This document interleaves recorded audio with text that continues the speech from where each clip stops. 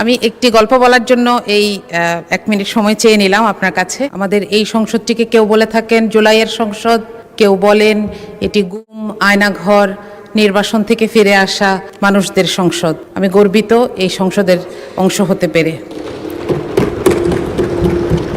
একই সাথে আমাদেরকে আরও একটি জিনিস বিব্রত করে যে এই সংসদে এমন 11 জন ঋণ খেলাপি আছেন একই দল থেকে, যাদেরকে দেখলে এখন মনে হচ্ছে যে এই ঋণ খেলাপির পরিমাণটা আমাদের জন্য একটি বোঝা। আমি যদি আপনাকে সংখ্যাটি বলি, এই বাজেটে ঋণ খেলাপির আমাদের মোট পরিমাণ 6,44,000 কোটি এবং করের পরিমাণ 6,95,000 কোটি। মাঝে মধ্যে মনে হয় যে এই বছরটা যদি আমরা এই ঋণগুলো ফেরত পেতাম, আমরা অন্তত একটা বছর করবিহীন জীবনযাপন করতে পারতাম। মাননীয় স্পিকার, এই ঋণের এই যে রাজস্ব আদায়ের লক্ষ্য, এটা আদায়ে এনবিআর 30 বার ব্যর্থ হয়েছে। তারপরও আমরা এবার একটি অবাস্তব প্ল্যান এনবিআরের উপর চাপিয়ে দিয়েছি, যেটার কোনো ইনফ্রাস্ট্রাকচার এনবিআরের নাই। এটা বারবার বলা হচ্ছে কাঠামোগত সংস্কার ছাড়া এই কর আদায় করা সম্ভব নয়, কিন্তু সেটার কোনো সুস্পষ্ট সংস্কার প্রস্তাব ছাড়াই আমরা এমন একটি প্রস্তাব দেখতে পাচ্ছি এ বাজেটে। আমরা জানি না যে সরকারের হাতে কোন আলাদিনের চেরাগ আছে। মাননীয় স্পিকার, আমাদের বাজেটের স্লোগানে আছে অর্থনৈতিক গণতন্ত্রায়ন। আমি জানি না যে এই কারণেই কিনা বাংলাদেশের সবচাইতে বড় ব্যাংকটিকে এবং সবচাইতে বিখ্যাত সেবামূলক হাসপাতালটিকে খুব দুঃখজনকভাবে একটি বিপর্যয়ের শিকার হতে হচ্ছে। এর কারণ হচ্ছে রাজনৈতিক কুধারণা। আমি বলবো এটি রাজনৈতিক কুধারণা, কারণ এগুলোকে আর্থিক প্রতিষ্ঠান হিসেবে না দেখে সরকার বিরোধী দলের প্রতিষ্ঠান হিসেবে দেখছে, যেটি সুস্পষ্ট অসত্য। মাননীয় স্পিকার, গতকাল আমি একটি ফোন কল পেয়েছি। একজন মা আমাকে ফোন করেছেন, উনি সম্ভবত কোথাও থেকে আমার নাম্বার পেয়েছেন, উনি কাঁদছিলেন, উনি বেসরকারি চাকরি করেন। তিনি বলছিলেন যে আপা, আপনি সংসদে একটু বলবেন যে প্রধানমন্ত্রীকে আমরাও ভোট দিয়েছি, কিন্তু আমাদের জন্য তো কোনো নির্দেশনা নাই। আমি নিজেও এখানে আসার আগে একটি বেসরকারি চাকরিতে ছিলাম, আমরা জানি কি অমানবিক আচরণ এই বেসরকারি চাকুরিদের সাথে করা হয়। তাদের জন্য এখানে কোনো নির্দেশনা নাই। আমি আশা করব যে সরকারি পে স্কেলের পাশাপাশি বেসরকারি পে স্কেলের ব্যাপারেও কিছু নির্দেশনা আসুক। এটার অভাবেই সরকারি চাকরিতে চান্স পাওয়ার জন্য এই ঘুষ বাণিজ্য, নিয়োগ বাণিজ্য হয়ে থাকে। মাননীয় স্পিকার, আমরা এখানে একটি দুঃখজনক কথা বলতে চাই, সেটা হচ্ছে আমাদের প্রধানমন্ত্রী, আমাদের সবার প্রধানমন্ত্রী, বাংলাদেশের প্রধানমন্ত্রী, তিনি যখন একটি এআই জেনারেটেড ছবি দিয়ে একটি বিবৃতি দেন, তখন আমরা জাতি হিসেবে বিব্রত হই। আমি আপনাকে অনুরোধ করব, আপনার মাধ্যমে প্রধানমন্ত্রীকে অনুরোধ করব এই ব্যাপারে তাকে যারা ইনফরমেশন দেন তাদের সাথে এই ব্যাপারটি ক্লিয়ার করে নেওয়ার জন্য। মাননীয় স্পিকার, আমি একটু শিক্ষা বাজেট নিয়ে বলতে চাই। আমি একজন শিক্ষক, সেই জায়গা থেকে আমি একটু শিক্ষা বাজেটের ব্যাপারে কথা বলতে চাই। প্রথমত, এখানে 5%-এর একটি কথা বলা হয়েছে যে এটি ধীরে ধীরে অর্জন করার চেষ্টা করা হবে, কিন্তু এটার কোনো টাইম বাউন্ড রোডম্যাপ নাই।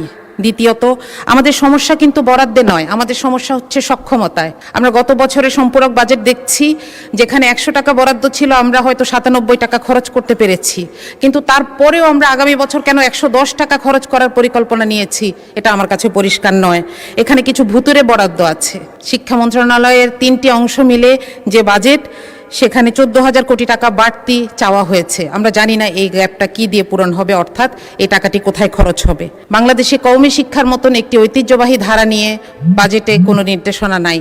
মাননীয় স্পিকার, এই যে বিভিন্ন ধরনের বিভিন্ন ডিসিপ্লিন আছে আমাদের দেশে, সেগুলোর ব্যাপারে সুনির্দিষ্ট নির্দেশনা দরকার বা পলিসি দরকার।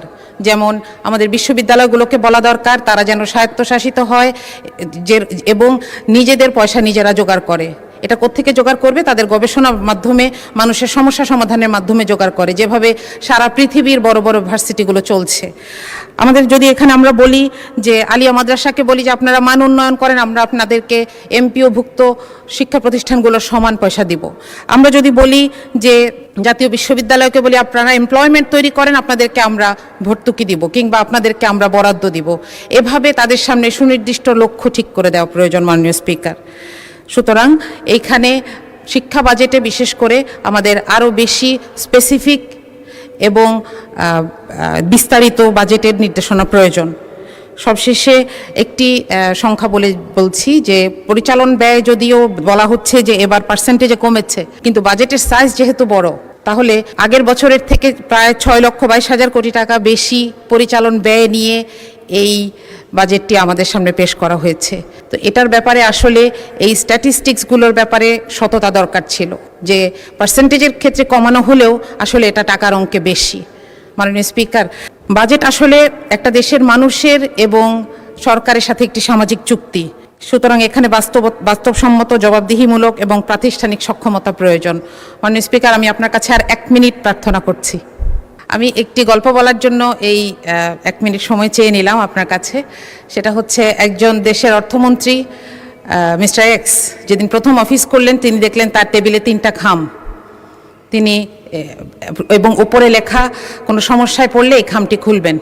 তো খাম নাম্বার 1 খুললেন তিনি। একটা সময় দেখলেন যে খুবই অবস্থা খারাপ, দেশের মানুষের চাহিদা পূরণ করা যাচ্ছে না, অর্থনীতির অবস্থা খারাপ।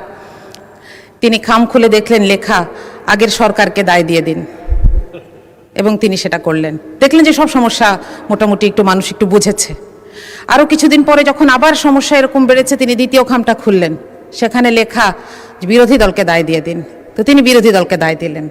আরও কিছুদিন পর যখন দেখলেন যে আর পারা যাচ্ছে না, চলবে না, তখন তিনি তৃতীয় খামটি খুললেন, এখানে লেখা যে আরও 3টি খাম বানান এবং আপনি পদত্যাগ করুন আপনার পরবর্তী অর্থমন্ত্রীর জন্য।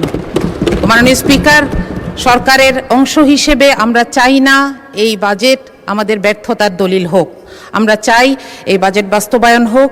এজন্য এটার যতগুলো অ্যানোমালি আছে, যতগুলো জায়গায় সমস্যা আছে, এগুলোকে দূর করেই আমরা সামনে এগোতে চাই। আপনাকে ধন্যবাদ মাননীয় স্পিকার।